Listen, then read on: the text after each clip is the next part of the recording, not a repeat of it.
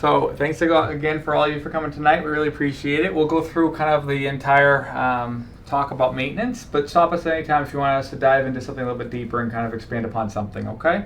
And this is also going to be available for patients to watch at home at any time, also on our YouTube page. So Cheryl and I kind of put together this kind of resource guide to kind of go over a little bit of everything to try to address things that not only will hopefully help you during the program, but even beyond into maintenance and help you to keep the weight off for good. So it's just a general introduction here, talking about, there's going to be bumps in the road and there's going to be days where things might not be going perfectly, but it's about making that lifestyle change for the long run and making that change so that you're on this journey. And we're here to help you, not just now, but in the long run too. So don't feel as though you're on this journey alone. But we're going to talk about lifestyle, nutrition, fitness, behavior, and try to address a little bit of variety of stuff as we go. As you know, we're your support team, so reach out to us at any time. You have our personal emails. We also do have a staff email that you can write to us at, and of course our phone number. So first thing, just basically talking about why. So you got to find your motivation. So everyone has different reasons why they want to lose weight. You might want to lose weight because of your health, or you might want to lose weight because you want to fit into a certain clothes size or become more active. But finding that particular reason and writing it down. That book that we sometimes recommend, the Beck Diet Solution, one of the pearls they mentioned in there is about writing down your why on an index card, making it specific and carrying that with you. So anytime things aren't going well, you pull that out and you know exactly why you're doing this, and it helps you stay on track. So find a little something, a place to put it, helps you keep it and look at it every day. Tell your friends and family. Oftentimes we talk about how friends and family can almost sabotage our goals by, just eat this cupcake, or, why are you on that diet? But if you tell them the reasons why you're trying to accomplish this goal, hey, I want to do it for my health, I want to get off my medications, I want my blood sugar to be better, that might help them to be better, support you on this journey. So the more people you can have that are helping you, then that'll make the process a lot easier in the long run. Know that there's going to be setbacks. No path is going to be without any bumps on it. So there's going to be food choices that aren't going to be perfect. There's going to be days where you're not going to be able to exercise. There's going to be times where you're going to fall off the bandwagon, but that's okay. It's about getting right back on track and not letting one bad meal turn into one bad day, turn into one bad week, turn into one bad month, right? So take one day at a time, and you can, even if you have a poor choice for a particular meal, you can still make that day a success. So just get right back on track. Anything you want to add? You can always keep journals if you are good at journaling. That's an awesome way to keep you on track as far as it doesn't always have to be about the food. It can be about how you're feeling, if you're an emotional eater and that type of thing. In the front of the book, you could have all my reasons why, and then the things that you do, so every time you can go back there and look at it.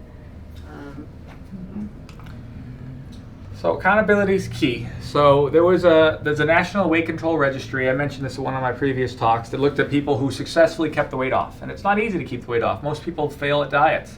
But they found a group of people and they said, what did you do successfully to keep the weight off? And these were those particular things that they were doing. They were eating breakfast daily, they were weighing themselves weekly, they were exercising pretty much daily, they were cutting back on TV, and they were journaling. So these are types of things that hopefully will help you carry through to keep consistent habits going forward. The reason we created our maintenance plan to have you come in weekly is so that we can keep an eye on things and keep a check on things. So by having you weigh themselves at least weekly, whether on your own scale or with our scale, that'll just help you stay on track. So that if you gain a pound or 2 or 3, we can help to get that back on track before it becomes 4, 5, 6, and 7. So little changes help you stay consistent. The body composition analysis also helps us to see if you're gaining muscle or fat or water, so we can kind of break down the details with you too. But that's why we're here for you, so you can check in with us and keep accountable. So, healthy eating. So we know nutrition is a big portion of the whole pie here, and so the foods you eat are going to make a big impact on your health. Food has an impact on our genes, and it can activate and deactivate good and bad genes, and so what we eat will actually program our body and make an impact on the long term, and just like Cheryl was talking about, it can have an impact on morbidity and mortality. So good nutrition is going to be key, not just for weight loss, but also for health. And we want you guys not just to lose weight, but to be healthy. So, we know that the body, everyone's got a different balance that we're trying to aim for, and we're here to make it as easy as possible for you, but everyone's different. And so trying to customize it for you is something else that we're here for. Make sense? Mm-hmm. So, Cheryl, if you want to explain a little bit about macros and micros. So basically, we went over this before, but your macronutrients are your large nutrients, the things that we need in more amounts as far as grams. So your protein, your fat, your carbohydrates, and alcohol. They provide us with those calories.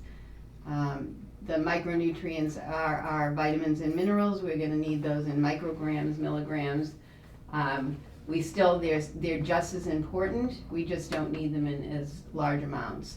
So when we look at labels and we're looking at calorie needs, that's that protein, fat, carbohydrate, and we always can't forget alcohol. So it's just, both of them are very important, and we just gotta keep an eye on everything, on just understanding where they're coming from and what they are, and the reason why we need them. Perfect. And we're happy to help you guys, calculate specifics behind these, and we'll talk more about, what we want to aim for with these things. But like on the diet you guys are all on now, you know that we're trying to keep your protein up high, get a sufficient amount of fats, keep carbs more limited, and of course alcohol limited as well. Micronutrients, vegetables are going to give you all those vitamins. We do give you a multivitamin to kind of fill in the gaps too, but we're just trying to help to make sure that everything stays adequate. So protein, it seems like every time you come in we're always talking about protein with you, but for good reason. So protein's crucial. It literally makes up all the cells in your body, all of your organs, your tissues, your muscles are all made of protein, and they also have a role in hormone production and chemicals in the brain and different enzymes. So it's a lot of different importance of protein. Protein boosts your metabolism. It's kind of a generic term, but it really is, because it's thermogenic. So when you eat protein, up to 30% of the calories are broken down just digesting it in your body. So that helps you keep your calories lower.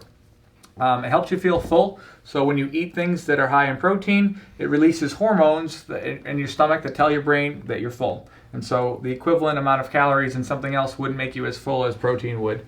Also, it helps to decrease ghrelin, which is that hunger hormone. And so that helps you keep your appetite suppressed. It also slows digestion and keeps that blood sugar stable, which is also important for body composition and also stability of your appetite. And protein helps to maintain muscle mass. So we know you guys are losing a amount of weight, but the goal is to help to keep the muscle as much as we can so that your metabolism stays at a bigger rate, because your muscle is a big source of your resting metabolism. So by having more protein in your diet, we can keep your muscle stable. Just for your reference, 1 gram of protein is the equivalent of 4 calories. I'm sure you're aware of most of the sources of protein, like chicken and beef and pork and fish and eggs and protein powders. Of course, all of our foods that we supply you with are fortified with extra protein to make it easier to get your protein content without necessarily, having chicken all day. But that's another way of just getting your protein content up. Fats is going to be a big source of energy. They are dense in calories, but they also have important roles in the body too. So fats are important for hormone production in the body. They're responsible a lot of brain health, especially those good omega-3 fish oil, and they help the absorption of the fat-soluble vitamins, A, D, E, K. And so there's different types of fats. There's saturated, there's unsaturated, there's different types of unsaturated fats, monounsaturated and polyunsaturated. But basically, to kind of break that down, unsaturated fats are the things that are associated with a lot of good health benefits, like olive oil, avocados, salmon, nuts, and seeds. Omega-3 fats in particular are beneficial for inflammation. That's why we supply it with you as an added supplement, because your body doesn't produce it inherently. It's an essential oil. Fish is high in omega-3 fats, but you can also add it in addition in a supplement. And then there's other types of fats too, like saturated fats that are still have a role in the body too. And fats are going to give you 9 calories per gram, so it's a little bit more dense. That's why a tablespoon of peanut butter is pretty high in calories compared to a tablespoon of something else. So just keep it in mind, but it's still important in the whole scheme of things. Anything you want to throw in beyond that? Does anyone have any questions? Do you guys understand? This diet now, though, we're not really eating much fruit or any fruit, right? No. So right now the carbohydrates are in the foods. Okay. So as you get on a regular diet, without these foods, you won't be having as, you can choose the carbohydrate as a fruit. Yeah. A carbohydrate as your half of a sweet potato. Yeah. So a better choice right now, it's already in the food, in the composition that we want. We put in extra fiber, we put in extra protein to offset that carbohydrate. And that's why I said, when you have a piece of fruit that has that carbohydrate, you add some peanut butter to that apple to now offset it, just like we're doing in these foods already. Yep. And carbs is more specifically ties into the whole fruits and vegetables, as well as more starchier things too. So carbs are a big source of fuel for the body. They do provide 4 calories per gram. We want to keep more moderation in terms of carbohydrates because they are something that can, typically things that are high in carbs tend to be very delicious foods like the pastries and the breads and the pastas. So those are things that are easy to overeat, right? But we want to keep those in moderation, especially cutting back on those more processed carbohydrates because they're going to be lower in fiber. And so things that are lower in fiber and higher in sugar are going to spike your blood sugar more, whereas things that are higher in fiber and more full of nutrients like vegetables will help to keep your blood sugar more stable. So it's not to say you can never have pasta or never have bread, but it's just about being more mindful of, your serving size, 1 slice versus 3 or 1 roll versus 4. So it's just about being moderate. And kind of factoring it into your whole day and pairing it with things like protein and fat to help stabilize your blood sugar. Ideally, you're going to get your carbohydrates from more fibrous, starchy things like fruits and vegetables. Just be mindful of the amount of sugar in fruits, especially things like empty calories like fruit juice and sodas. Those things are going to be very high in sugar. And so cutting back and having things that have more fiber like an orange or berries would be excellent. Then that'll be good. Beans are high in protein too, which is perfect, and high in fiber. So fiber and protein are key things to look for in a lot of your foods, and minimizing those more simple sugars that can spike your blood sugar and lead to more fat storage in the visceral area. So one thing with carbohydrates is we have to know is that they're addicting. They're addicting because they release your good healthy, your good comfort hormones, your dopamine, your serotonin.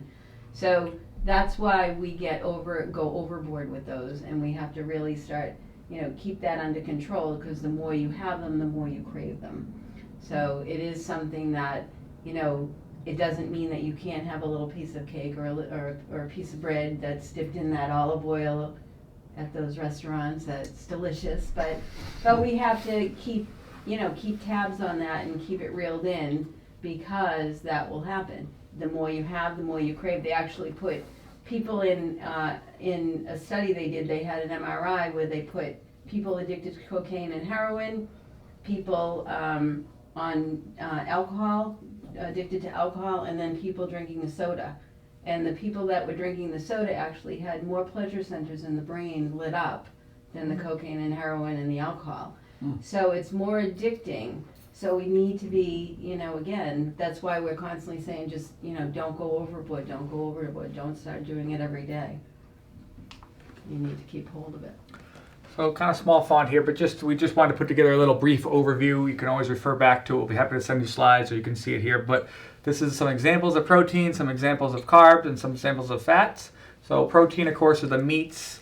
And then you can also get it from protein powders, whether it's be a whey source or a vegetarian source, protein bars, yogurts, cheeses, and also eggs.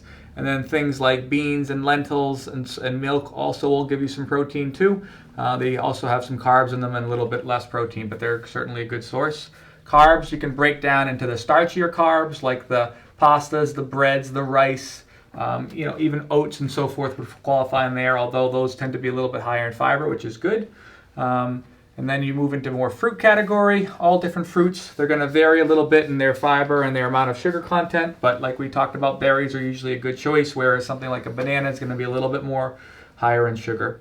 And of course the fibrous veggies, like our list from our low carb vegetable list, those are typically a great option. They're all going to be lower in calories, high in fiber, and you can have a higher amount of them and keeping calories in very low.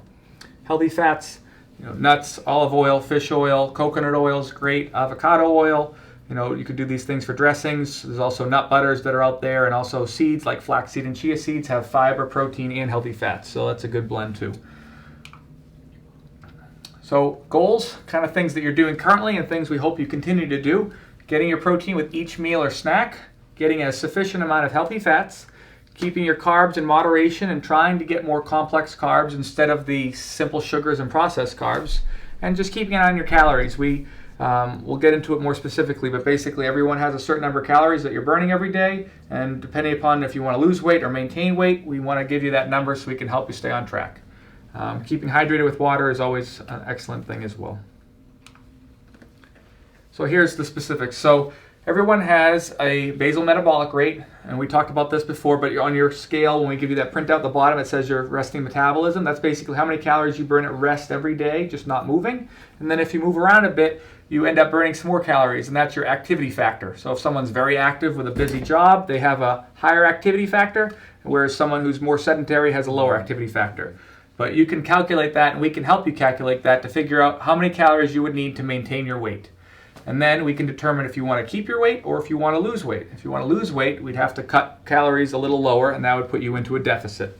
And so based on those numbers, we'd come up with a calorie goal. And then from there, we would break it down for you with protein, carbs, and fats. And we have different calculators we can use to kind of adjust it. Some people tend to be more, want a little higher protein or want a little bit more carbs or more fat. So we can adjust these according to your preferences. But that's just the way that we're breaking it down. So these are those macronutrients, and there's your calories. So if you multiplied your fat times 9, your carbs times 4, your protein times 4, it actually equals your calories. So it's all calculated through stuff. The one thing that we want to say is that all of these are estimates. So just, the idea is the nice thing that when you come back to us, if we give you a specific calorie need with certain amount of protein, certain amount of carbohydrate and fat, and you come back and you're not seeing your goals, that way we can adjust it. We can say, okay, well maybe we need to up this and lower that and whatever. So this is always why we like to see you in the maintenance and to keep coming back and work with us. That's what I was going to ask you. You made after the program. Yes. After you're done you. Yes, because it gives us the opportunity, unless we put you in a weigh tank or, in a lab and actually measure what you're outputting, we really can't. We're just doing an estimate. Mm-hmm. And I found many times people, I'll give that, and it's either right on or it's off a little bit, or they're eating way more and they're still losing weight. And okay, then you can eat more because your metabolism is going, mm-hmm. and other people can't. So we work with it. So keep it on track. Of course, everyone's got different styles of how to keep on track with stuff.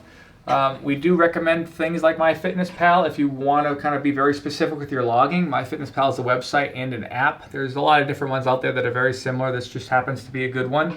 But this is a resource for people if you want to kind of get down to the nitty-gritty in terms of tracking calories, carbs, protein, and fat. The app or the website, you can type in any of the foods you're eating. You can even scan barcodes, and it'll input that. You just say the amount of serving size you had, and then you can see over the course of the day, it'll keep track of how many calories, carbs, protein, and fat you had. So then you can kind of get an idea. And even if you don't do it every day, it's helpful every so often just to get a ballpark estimate in terms of how much am I normally eating on an average day. And you can kind of get an idea of where you're at. If you do make an account, we are happy to add you as a friend, and we can actually see what you're eating if you allow us to. And then we can talk about it together when you come in for a visit. So it's an option, but certainly not mandatory. Everyone's different. Quantity of food is a big topic. We always tell you guys about portion control, and the foods we're giving you now are very portion controlled already. So that's kind of how it's structured. But even when you're eating on your own, portions are going to be a big component. So plate sizes have grown dramatically over the years. You can see the difference. This looks like a small serving, but if you put it on a smaller plate, all of a sudden it looks bigger. So even trying to trick your brain in a sense and having smaller plates at home would be worthwhile, or putting it on a salad plate instead of on a big dinner plate might make your portions be a better fit. Just be mindful of your serving sizes and try to measure things out. If you're going to have some nuts, if you're going to have some popcorn, don't just eat it out of the bag, pour it into half a cup, and then you know exactly how much you're going to have. So that makes it so you won't go overboard. If you are eating out and you order a large entree, either share it or box it up before you even start eating, so you can take half of it home. You'll probably be still plenty full, and you just save half your calories. If you can, of course, add more veggies to your plate so you can make the whole plate larger in terms of volume and fiber, but it still keeps your calories low and keeps the carbs and overall nutrition at a good level, but calories are lower. So if MyFitnessPal is not your style, is another way to do things with portion control using your hands. So this was just a reference we found from Precision Nutrition. Very good kind of resource. So they're just showing you that you can think of a serving of protein as about a palm size, which would get you about 20 to 30 grams. Then you can go for a good 1 to 2 fistful sizes of vegetables.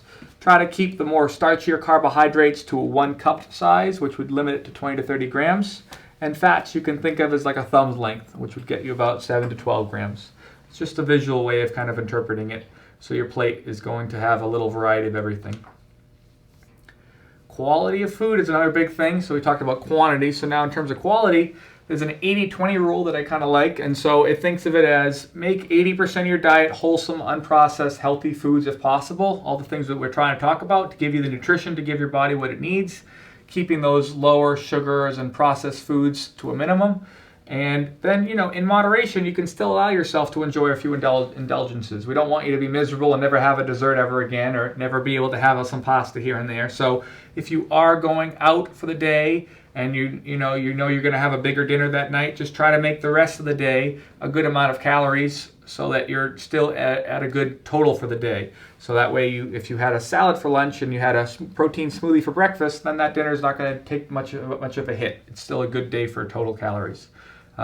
Just be aware and try to be planning ahead so you know what's coming up. If you can, even if you are at a cookout or something, instead of having the whole hamburger, maybe take out the bun and put it on a salad. So now you just cut out the carbs, you put some more fiber in there, and you made a good choice to keep your calories in check. Or better yet, bring something healthy to the event so you're not stuck there eating all the junk food that everyone else brought. So little tips and trips. Yeah, and remember that a treat is a treat, not an everyday event. Years ago when your parents brought you out to McDonald's or to the ice cream, it was a treat. Now today a lot of people have dessert every single night or go out to eat 3 or 4 times a week, and it's not special anymore. Mm-hmm. So timing. So ideally, kind of like you're doing now, still applies going forward. Small meals throughout the day will help to prevent cravings. It'll keep your blood sugar more stable, and it'll keep you satisfied. But still, it comes back to total calories. People do intermittent fasting, and they're just as successful. So there's many ways to kind of keep calories in check. So work with whatever best works for you. If 3 meals and 2 snacks works well, then that's great. If you'd rather have 4 or 5 small meals, that's fine. If you prefer to have 2 smaller meals and kind of space it out however works best for your schedule, that's okay too. But this is certainly something that we typically recommend, and it's worked well so far in the program. So if you can carry through with it, then that works well. This is a kind of a food plate. There's 1,000 different types of food plates out there, but Cheryl and I kind of put this one together as an example of the fundamentals that we're aiming for. And so, of course, vegetables makes up a big portion of the plate. They're going to be high in fiber, so if you can add more vegetables, then that's going to be great. When you are adding some healthy fats, going with things like olive oil or avocado oil, if it's possible to get organic, that would be great. Definitely no trans fats. Get a good source of protein on your plate, so getting some meat or fish or chicken and putting that on there will help to get that protein that we're looking for. And the fiber and the protein is what's going to stabilize your blood sugar and keep that nice and stable so that you're not feeling hungry after, and so that you keep everything stable.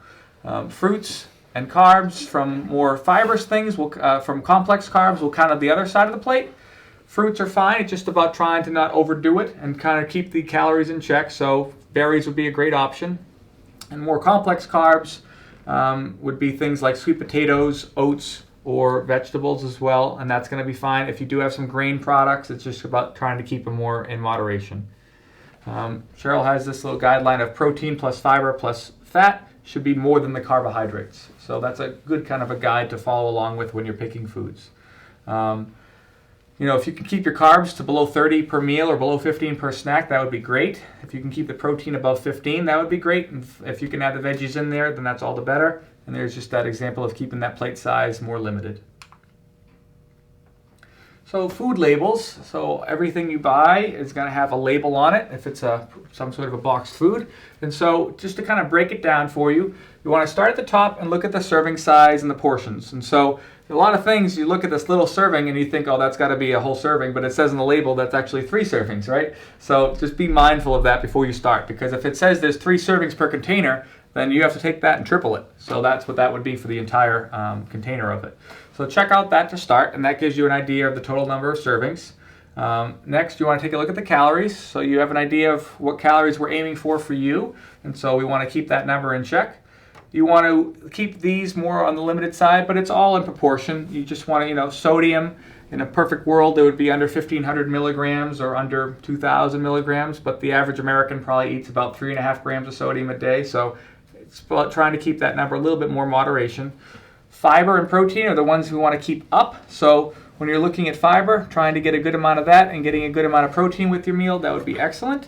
When you're calculating carbohydrates, your total carbs minus your fiber is what gets you to your net carbs. So if something is 15 grams of carbs but 10 fiber, then it's only 5 net carbs, okay? And that's a good way to think of things because fiber doesn't get fully absorbed and it's going to be a good carb because it keeps your blood sugar stable. Below the protein is where it's going to list your micronutrients like vitamins and minerals, and those of course are things that you want to get in your diet. So if they have more of that, then all the better. Anything you want to add, or does that make pretty good sense? Okay. Drink. So water, of course, is going to be the best choice. If you can drink it, that would be perfect. We want you to, your body is made of 70% water. And the next slide actually shows all the different parts of the body that are benefited from water. And so, your muscles about 80% water, your organs, everything, your skin, high amount of water is in all your body. So staying hydrated will help, and it also does help you feel fuller. So getting enough water is important from that sense, from a weight perspective. Ideally, if you can get at least 8 glasses of water, that would be great. If your urine's clear, that's usually a good sign. If you don't like plain water, then things like True Lemon, that's a great option. Sweet Leaf makes some drops. Crystal Light has a pure option. Those will just help you add a little bit of sweetness to your water, so it makes it more palatable if you're not enjoying the taste by itself. Coffee and tea are fine. They do have caffeine. Calories are going to be pretty low, but just keep in mind that coffee is a diuretic, and so it can make you a bit dehydrated, but it is going to get you some extra fluids too. So just be mindful of that. And also, don't add too much sugar and cream, or if you're getting a grande latte over at Starbucks, the calories just went way up there. So it all comes back to what you're adding into it. So if you can add stevia, that would be great. Avoid high sugar, empty calories. Juices and sodas are just going to be a whopper of 50 to 60 grams of sugar, and that's just exactly what we're not trying to go for. Alcohol, of course, we try to limit that. And we'll talk about specific alcohols in just a second, actually. This is that slide I mentioned. So, it keeps your skin soft, helps your body function well, keeps your kidneys functioning well and flushing out toxins, and maintains your bowel functions, prevents constipation, keeps your joints lubricated, it regulates your body temperature, it helps with the muscles, protects your heart, and your brain tissue is about 85% water. So even a slight level of dehydration can actually impair cognitive function. So hydration is key. So here's an alcoholic beverage chart. So this was from Diet Doctor, which is a pretty cool breakdown. So he gave basically point system dependent upon the amount of carbs in each drink. So it's not to say that these are no calories. They still have calories from alcohol. Alcohol is 7 calories per gram. But it just shows you that adding something like a rum and coke, which is high in sugar, is going to be a lot more carbs than something that's pretty much pure alcohol, like a whiskey or a dry martini or vodka, and soda water is a good choice, even a brandy or tequila. So the calories will go up basically as the drink becomes more of a sweet drink. When it comes to beers are going to be typically higher in carbs unless it's a light beer. Wines are not too bad, and champagne's even lighter than that. So it can be a good reference to look at when you're trying to keep an eye on things. So snacks.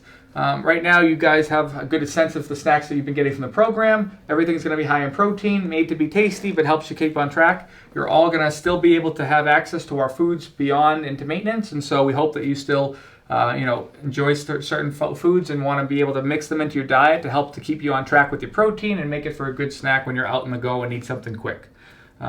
We do have a few other things. I'm a fan of ice cream, and instead of having Ben & Jerry's 500 calories, then I'd rather go with Halo Top or Enlightened. They are about 60 to 80 calories per serving, and it's only about like 300 calories for the entire pint. So it's a good option. They do have non-dairy options if you prefer, and they kind of add a little extra protein, which is great. Protein powders are awesome for meal substitutes, meal replacements when you're on the go. I have a whey protein in my smoothie every morning. Cheryl has, we have, vegetarian proteins like Orgain, and there's many other options out there too. It could be collagen powder, it could be a pea protein, it could be a rice protein. There's a lot of different choices out there. There's even egg white proteins available, so you can kind of pick and choose whatever suits you best. But all of those, they're typically going to get you around 20 grams of protein per scoop or so, depending upon the size. And that'll help you when you're on the go, or you can even mix it into something like oatmeal, and that way you're taking something that's mostly carbs and adding protein to kind of balance it out.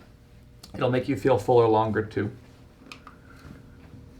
Again, talking about alternatives, if you're a fan of pasta, try this instead. Miracle noodle or shirataki noodle, and there's also palmini, which is in a can that Cheryl found that's great.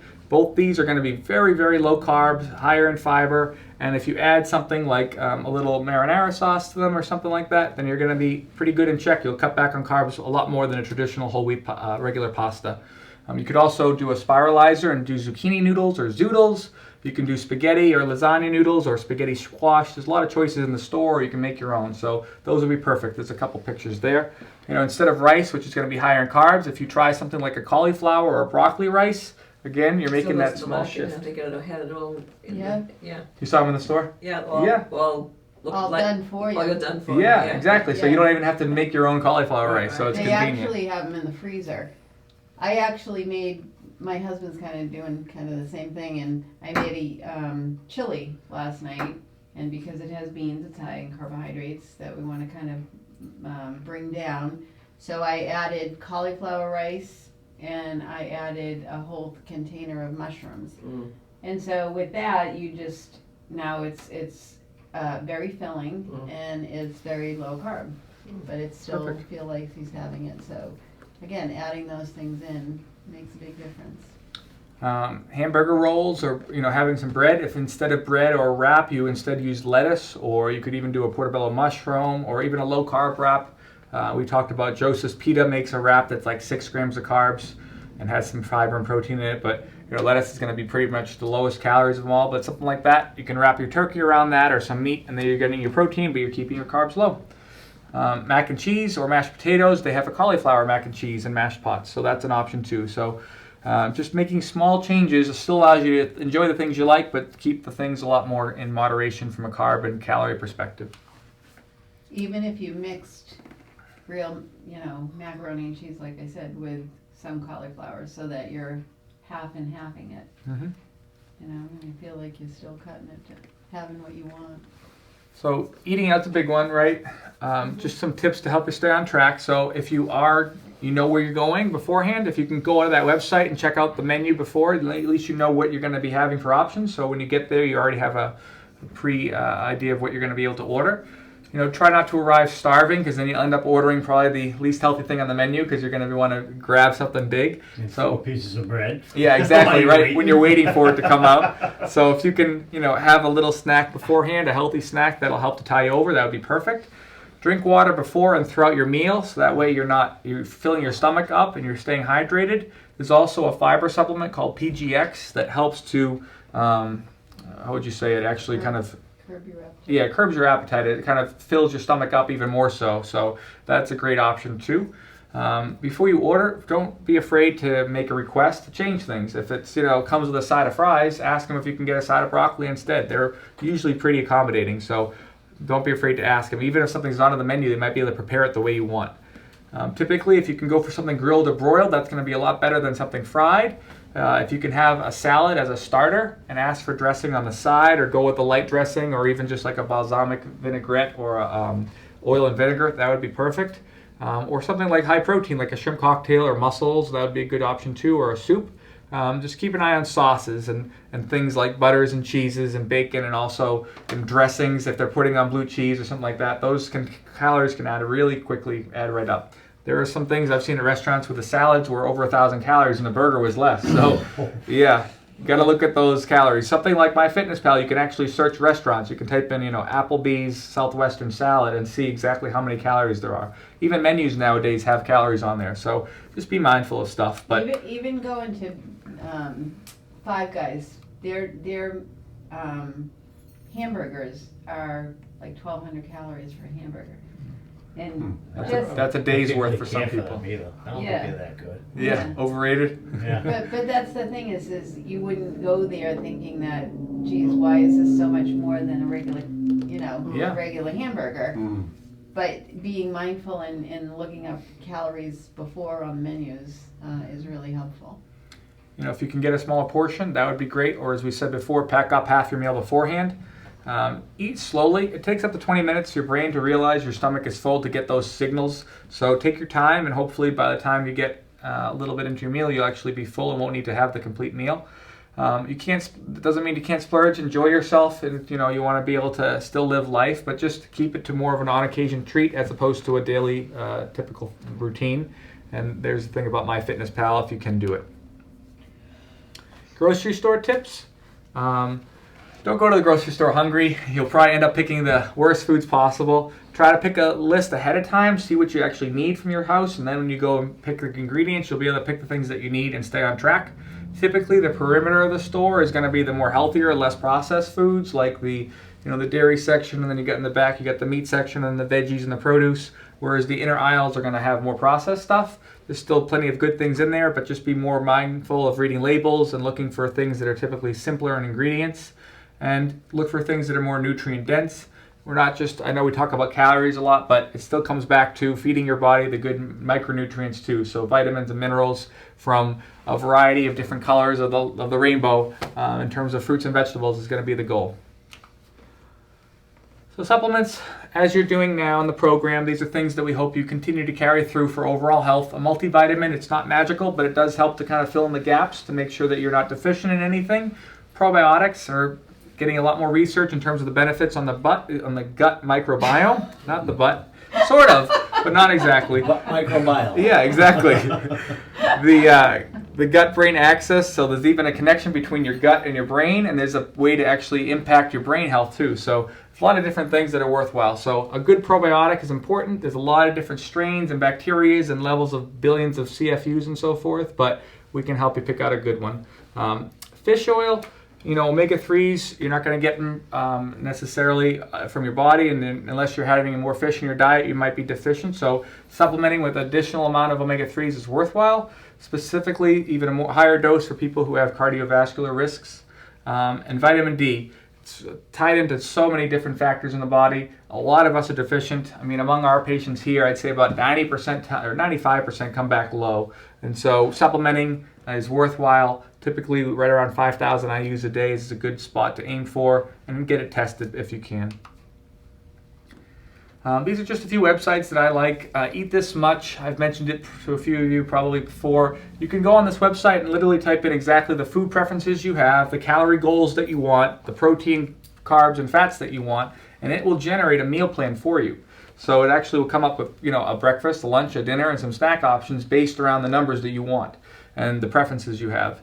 You can even go in there, and if it came up with a certain snack that you don't like, you hit the regenerate button and it'll come up with a new snack for that option. So a lot of choices to pick from if you're looking for ideas from a health standpoint.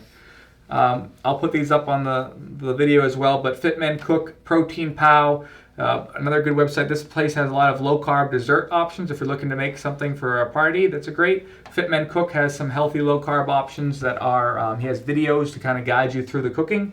And Bariatrics has some recipes based on the foods that we have, so you can use some of our foods as a base and then add to it to spice it up a bit. And MyFitnessPal also is a great app, as we talked about.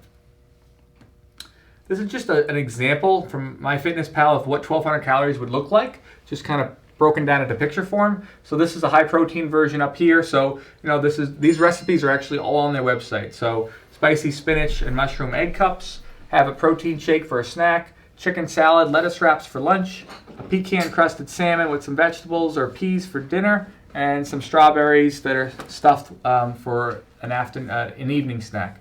These are pretty solid portions. You're getting protein with all your choices, and you're keeping your calories at 1,200, which is great, and it breaks down the specific macronutrients on each one. Down here's a paleo version, so even lower in carbs here. It's starting off with a poached egg and sweet potato, some spiced roasted almonds, balsamic herb chicken with with veggies, some date and pecan energy bars, and shrimp and asparagus zoodle pasta. So again, instead of having wheat pasta, this is made with vegetables, and it helps to keep the carbs down to 21. So good options, just ideas. Again, very small text here, but this is just an example of, Cheryl had a great exchange list that actually breaks down protein, fats, and carbs, and different fruits and starchy veggies and grains and legumes. And so we have this printed up on a kind of more easy to read 3-page sheet if you'd like a copy of it. But it just shows you there's different ways to alternate different foods in and give you a general idea of how many calories would be per serving size. Everyone's got different styles to follow along with. Did you pass that one along? I believe I gave it to you last week, but I can give it again. This is the back of that low-carb veggie list. We probably gave this to all of you so far. Again, it's going to have the net carbs on the right based on the serving size. The leafy veggies are going to be the lowest carbs. You can probably have a large amount of them and still keep the calories in moderation easily. Detoxifiers, everybody, detoxifiers. They detox too. Yep. Low carb veggies broken down on the left here, and then fruits. We put the low carb fruits on here, so it's focused more around berries and so forth. It's not to say you can't have other fruits either, but it's just about picking ones that are going to be a little bit more mindful and higher in fiber.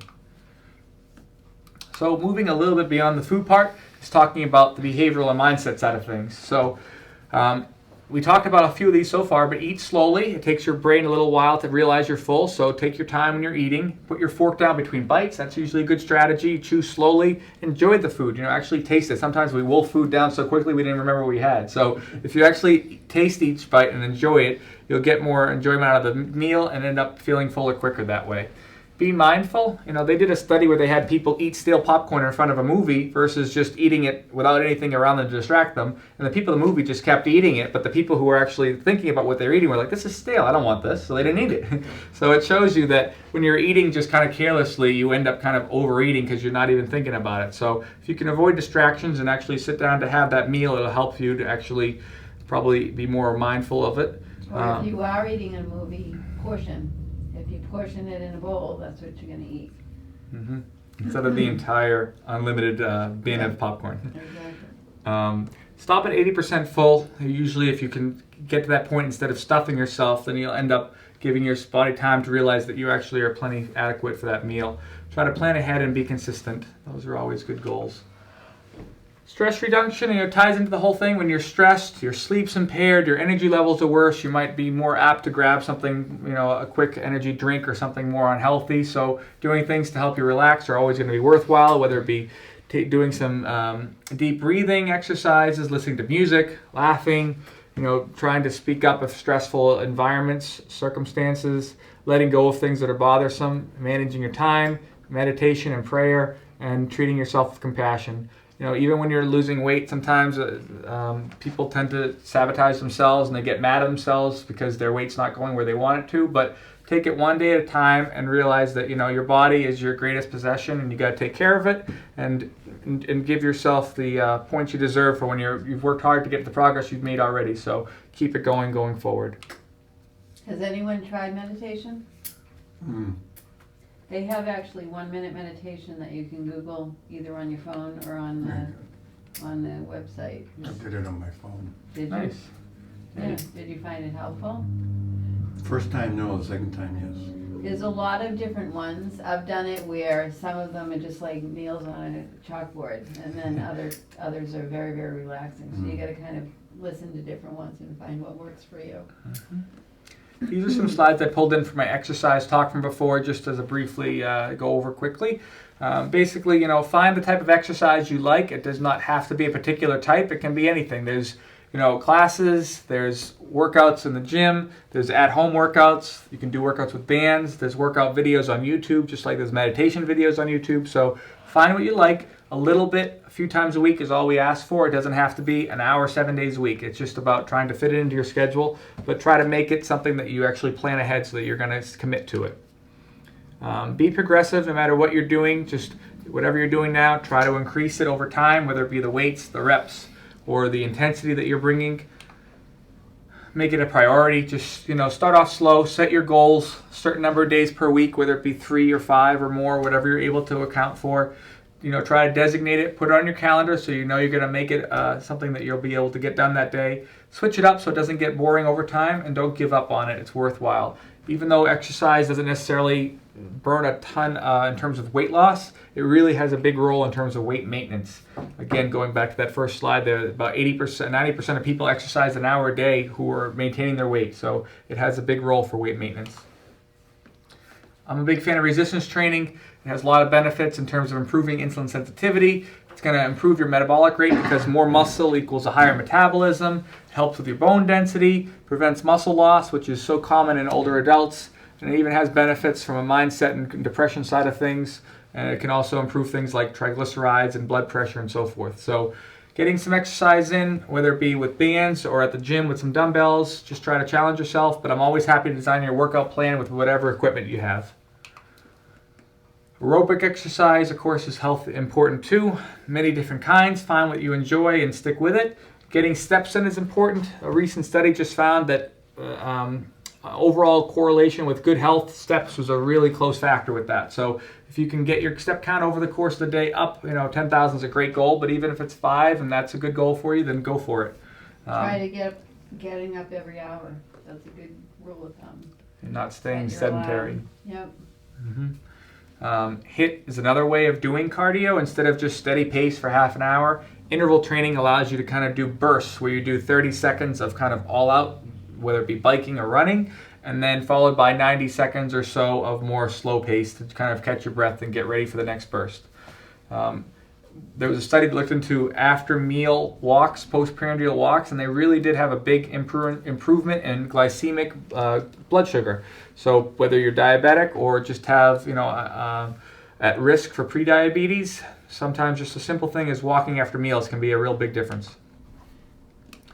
I've talked about this before too, but it's just showing you how it doesn't always have to be a structured workout to burn calories. Doing things just like cleaning around the house or taking the stairs, or as Cheryl said, just standing instead of sitting, parking further away when you're going to the store so that you get a little walking in there, doing some yard work or taking the dog for a walk, all those things, even fidgeting can burn calories. So all that adds up over the course of the day, and it can make a pretty big percentage of calories for people who are more active. So just be mindful that all those things are worthwhile compared to things that are more sedentary. So we kind of talk about a lot of different things, but nutrition and exercise as well as mindset are like wheels on a bike. You need them both working to kind of keep on moving forward. This is hopefully gives you some resources and tips and tricks to help you stay on track, but we're always here for you so that you stay accountable, and we're here to give you any resources you need. So, we know this is kind of a journey and it's a lifestyle. It's not just about this, quick weight loss. It's about kind of keeping that weight off in the long haul. So anything we can do to make it easier for you guys, that's what we're here for. Any questions that we can go back on, or anything you want me to expand upon from what we talked about? No, that's all going to be on the video. Yes, everything will be recorded, so we can write down the websites. We can actually send you that, the link Yeah. to the slides. Yeah, If you okay. want to have that and print it out. Yeah. too. Yep. Yeah. And there are more specifics, like you said, if you have high blood pressure and you want a number, we'll give it to you. If you, the calories once you start to do stuff on your own, food on your own, calories, protein, fat, and we'll give you all those specifics too. Whatever you need, that's what we're here for. All right. Well, thank you all for coming tonight. Really appreciate it. And thanks to people who are going to watch this online. Hopefully it's helpful. And then that's about it.